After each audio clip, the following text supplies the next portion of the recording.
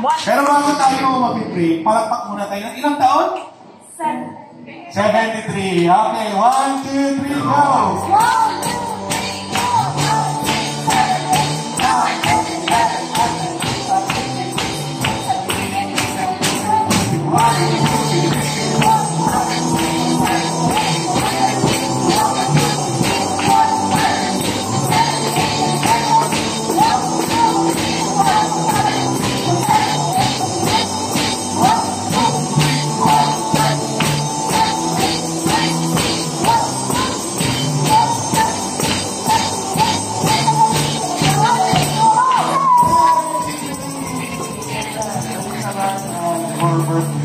Aming Diyos na buhay, maraming salamat, Panginoon, O Lord God, for another year, Panginoon, and for our beloved pastor, Panginoon, Lord God. I pray, Lord God, Ikaw, Panginoon, lagi ang pumilos sa kanilang buhay, Panginoon, Lord God.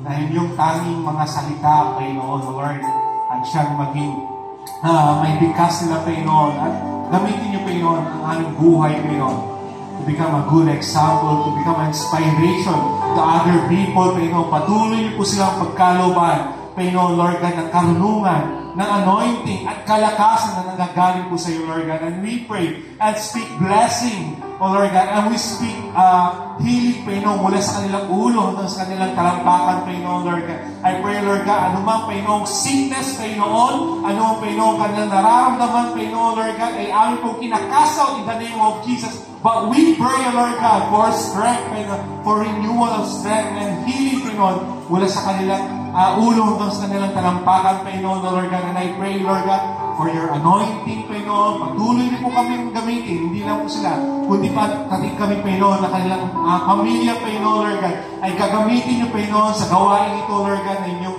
in-entrust sa amin. Not only, O Lord God, here in Palyas, Panginoon, Lord God, kundi ang inyong salita ay magsasaturate kung saan-saan, Panginoon, Lord God. Kaya, Lord, patuloy niyo po kaming gamitin, Panginoon, Lord God, sa inyong gawain, Panginoon. And we know, Lord God, as we seek you, Panginoon, Lord God, blessings will follow us, Panginoon, Lord God. Kaya, Lord, tulungan niyo po kami, ang bawat isa sa amin, Panginoon, Lord God, ay maglingkod sa iyo ng totoo hanggang sa iyong muling pagbabalik, Panginoon, Lord God. Maraming salamat, Panginoon.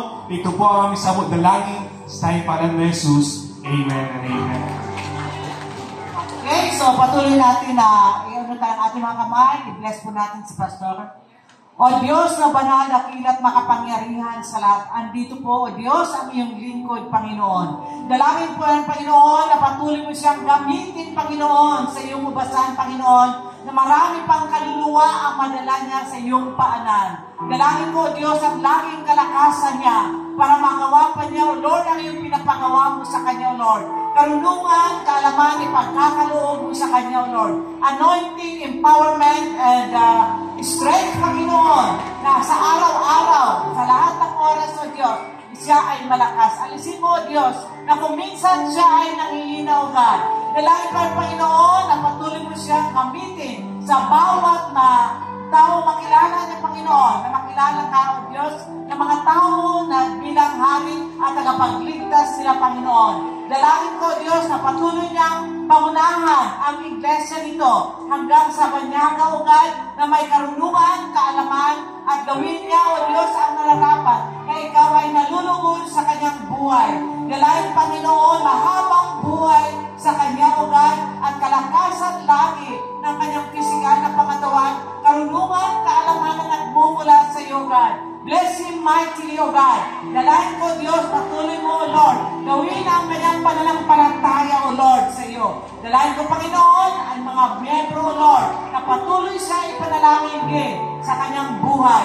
Ito ang samot dalangin po namin sa ngalan ng Ama,